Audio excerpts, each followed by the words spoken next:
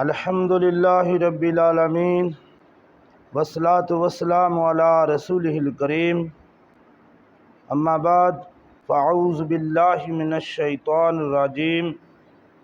بسم اللہ الرحمن الرحیم ما جعل اللہ من بحیرۃ ولا صائبۃ ولا وسیلۃ ولا حام وَلَٰكِنَّ الَّذِينَ كَفَرُوا يَفْتَرُونَ عَلَى اللَّهِ الْكَذِبَ وَأَكْثَرُهُمْ لَا يَعْقِلُونَ صدق اللہ العظیم فجاء محمد سراج منیرا فصلوا علیہ کثیرا کثیرا۔ سورہ مائدہ آیت نمبر 103، ارشاد باری تعالی ہے ما جعل اللہ من بحیرۃ ولا صائبہ۔ اللہ تعالیٰ نے نہیں مقرر کیا بحیرہ کو، نہ صائبہ کو، ولا وسیلۃ ولا حام، نہ وسیلہ کو اور نہ حام کو۔ وَلَٰكِنَّ الَّذِينَ كَفَرُوا يَفْتَرُونَ عَلَى اللَّهِ الْكَذِبَ، لیکن یہ جو کافر ہیں وہ اللہ پر جھوٹی تہمت لگاتے ہیں۔ وَأَكْثَرُهُمْ لَا يَعْقِلُونَ، اور ان میں سے اکثر جو ہیں وہ بے عقل ہیں، عقل سے کام نہیں لیتے۔ یہ اس کا ترجمہ ہے۔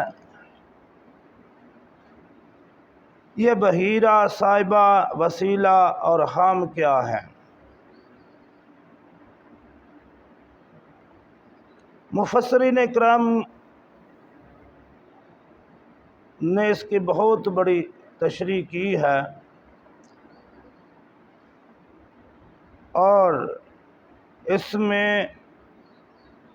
اختلاف بھی ہے، لیکن اس بات پر سارے ہی متفق ہیں کہ یہ وہ جانور تھے جو بتوں کے نام پر چھوڑ دیے جاتے تھے، اور ان جانوروں کو متبرک اور مبارک سمجھا جاتا تھا، اور انہیں کوئی نقصان وغیرہ نہیں پہنچایا جاتا تھا، نہ ان سے کوئی محنت مشقت کا کام لیا جاتا تھا۔ تو باری باری تھوڑا سا اس کو دیکھتے ہیں کہ یہ بحیرہ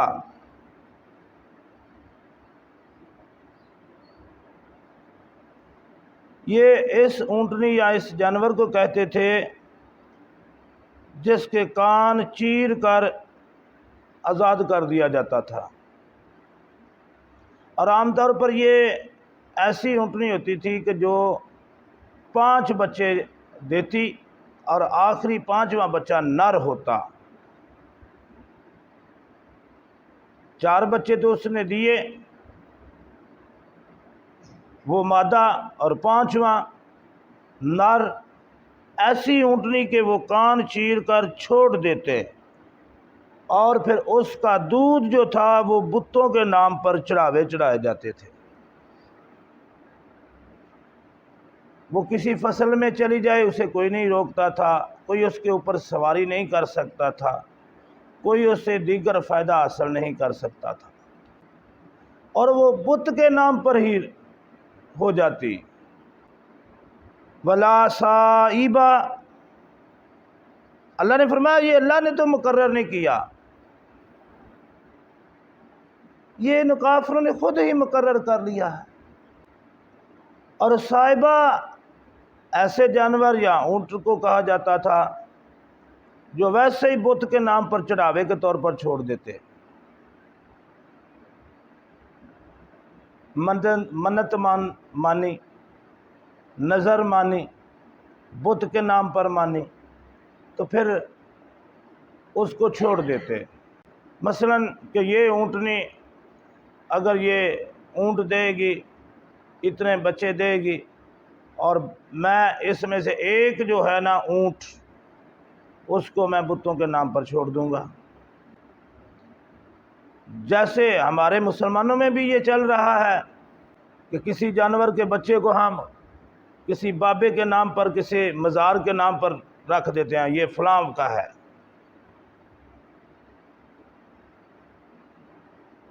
اللہ کے لیے ہے، آپ اسے ذبح کریں، اس کی قربانی کر سکتے ہیں، اس کو ذبح کر سکتے ہیں، ثواب کسی بزرگ کو جس کو مرضی دے، کسی کے نام پر نہیں چھوڑ سکتے۔ تو یہ رواج اور یہ طریقہ بڑا پرانا چلا آ رہا ہے، صدیوں سے چلا آ رہا ہے، لیکن جب اس پر بات کریں تو لوگ پھر پتہ نہیں کیا کیا نام دیتے ہیں، جی یہ تو فلاں ہو گیا ہے، یہ فلاں ہو گیا، پتہ نہیں کیا کیا پھر، لیکن یہ حقیقت ہے۔ اور بعض علاقوں میں آج بھی کچھ جانوروں کو صدقے کے طور پر ویسے ہی چھوڑ دیتے ہیں، اور اسے پھر کوئی ذبح نہیں کرتا، اس کا کوئی دودھ نہیں پیتا، اسے کوئی ہاتھ نہیں لگاتا، وہ جہاں مرضی چڑھتا پھرتا رہے۔ یہ سب رسم و رواج غلط ہیں، یہ عبادت بھی اگر کوئی سمجھ کے کرتا ہے تو یہ سب غلط ہیں۔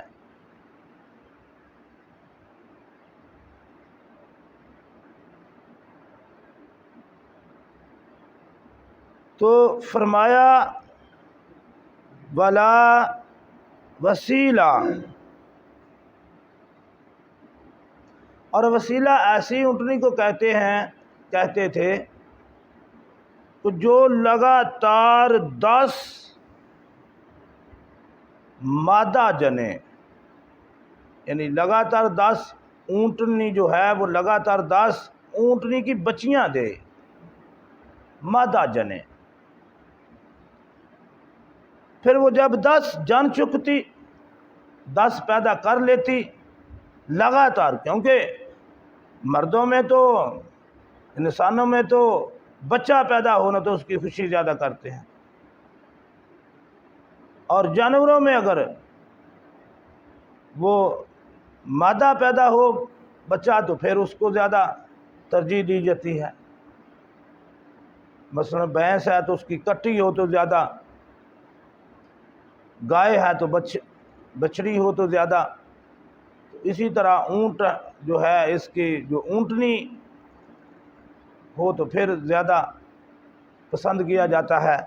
تو ایسی اونٹنی جو لگاتار 10 جو ہے وہ مادہ بچے جنتی، اس کو بھی چھوڑ دیتے، پھر اس کا کوئی دودھ نہیں پیتا تھا، اس کے اوپر کوئی سوار نہیں ہوتا تھا، اس کو ذبح نہیں کیا جاتا تھا، اور وہ بتوں کے نام پر چھوڑ دیتے۔ دوسرے لفظوں میں یہ بابا جی بن گئے ہیں ان جانوروں کو، جیسے ہمارے پنجابی میں بابا جی کہتے ہیں نا، بابا جی ہیں، اسے کسی نے کوئی ہاتھ نہیں لگانا، کسی نے کوئی فائدہ نہیں اس سے لینا، بس یہ بتوں کے نام پر ہے۔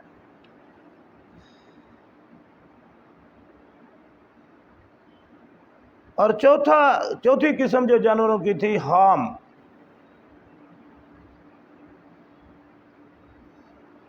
یہ ایسا اونٹ ہوتا تھا جو خاص حد تک جفت کر لیتا، یعنی اونٹنی کے ساتھ ملاپ جو کرواتے ہیں۔ یہ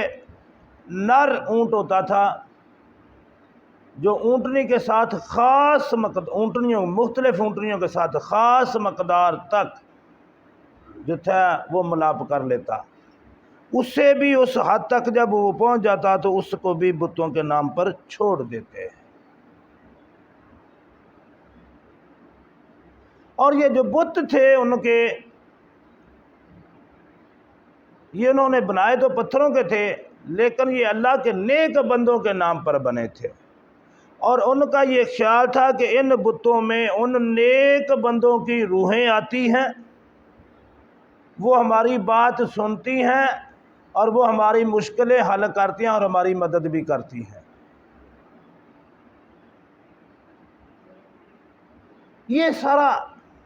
ڈرامہ انہوں نے رچایا تھا، اور انہوں نے کہا تھا یہ بھی دیکھیں جی، یہ بھی یہ لات و منات و عزا اور دیگر جو بت تھے، یہ بھی تو دیکھیں یہ اللہ کے نیک بندے تھے نا، یہ بھی تو اللہ والے تھے، اس میں کوئی شک و شبہ نہیں کہ وہ جن ناموں پر انہوں نے بت بنا رکھے تھے وہ اللہ کے نیک بندے تھے، لیکن ان پتھر کے بتوں میں ان کی روحیں نہ آتی، نہ ان کی مدد کرتی، نہ کچھ نہ کچھ، یہ تو محض ان کے خیالات تھے،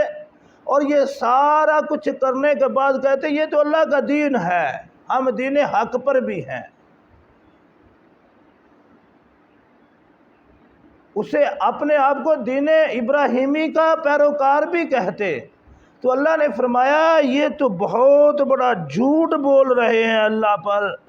تہمت لگا رہے ہیں، اللہ نے تو ایسا کوئی حکم نہیں دیا۔ وَلَٰكِنَّ الَّذِينَ كَفَرُوا يَفْتَرُونَ عَلَى اللَّهِ الْكَذِبَ،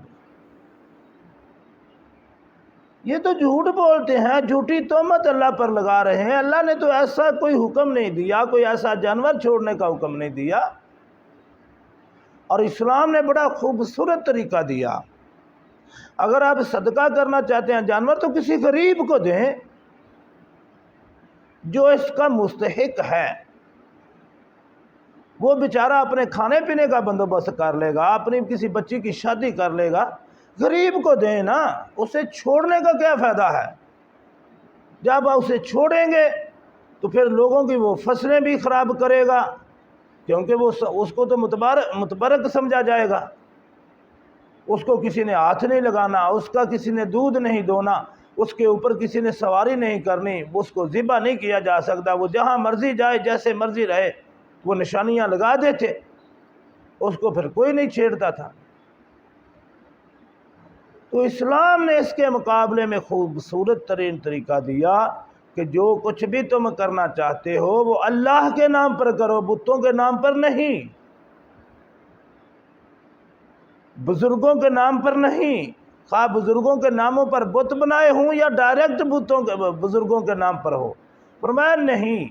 سب کچھ اللہ کے نام پر ہوگا، اور اللہ کے نام پر بھی ہوگا تو ایسے نہیں چھوڑا جائے گا، جو مستحق لوگ ہیں،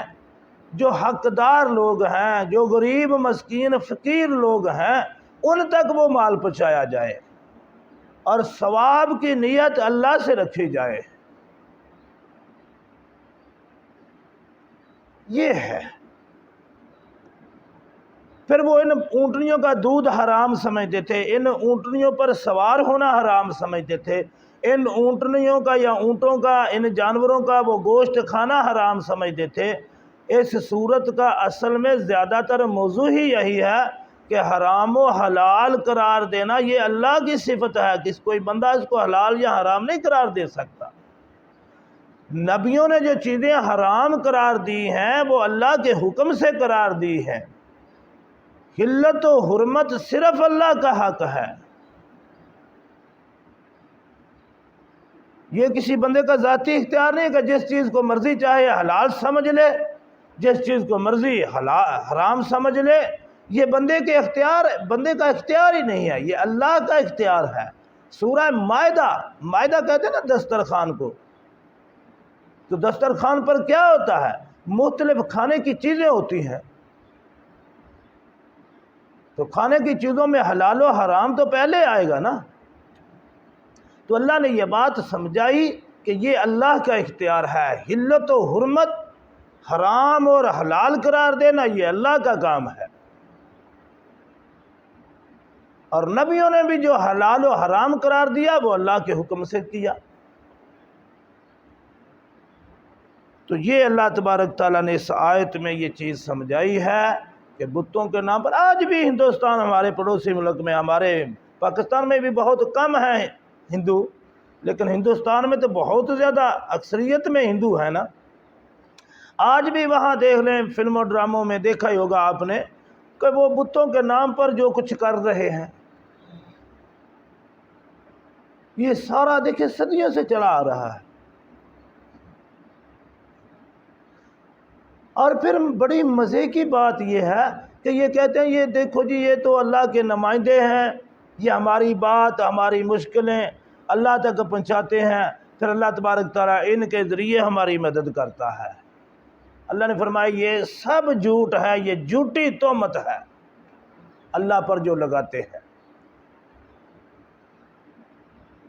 پھر اللہ نے یہ کیوں فرمایا وَأَكْثَرُهُمْ لَا يَعْقِلُونَ،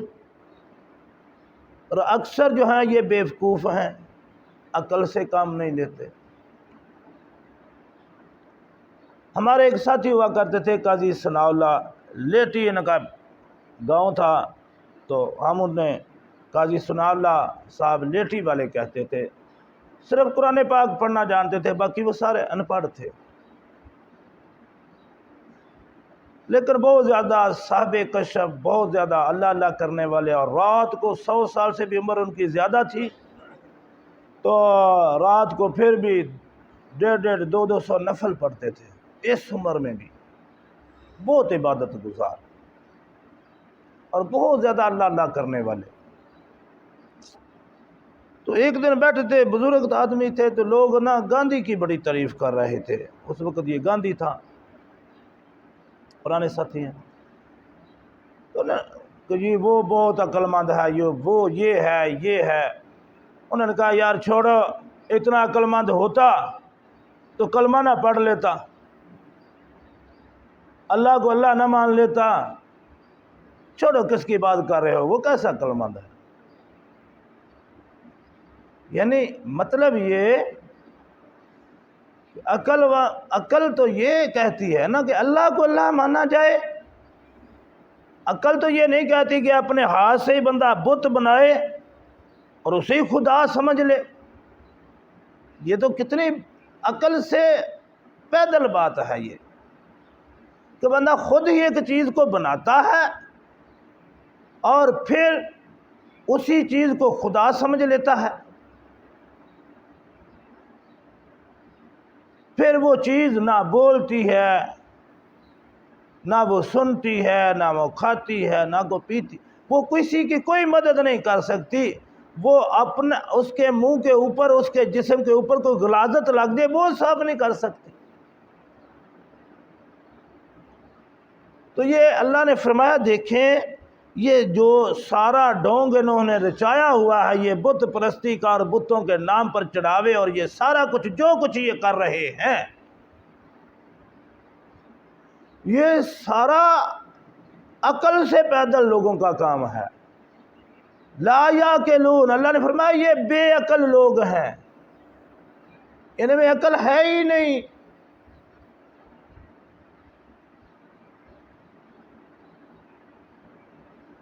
ہمارے یہاں بھی دیکھیں نا، ایسے ہی ہوتا ہے نا، پیر صاحب سے ہم کہتے ہیں ہماری بھینس دودھ کم دیتی ہے، وہ مکھن کم نکلتا ہے، دعا کر دو۔ وہ کہتا ہے اچھا میں دعا کر دیتا ہوں نا، میں کچھ کر دیتا ہوں، آپ کا مکھن زیادہ نکلے گا، تو یار وہ 2 کلو نا ہمیں بھی وہ گھی بھیج دینا۔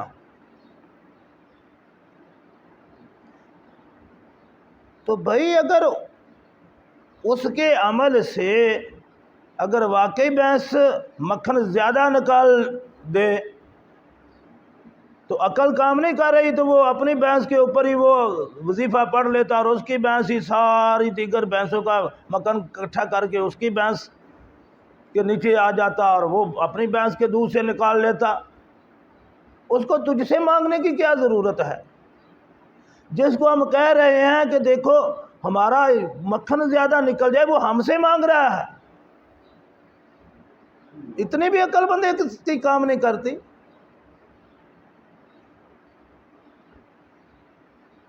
تو یہ اللہ نے فرمایا دیکھیں، یہ مثال میں نے اس لیے دیا تاکہ ہمیں سمجھ لگ جائے، بہت ساری ایسی چیزیں ہمارے معاشرے میں چل رہی ہیں، بہت زیادہ۔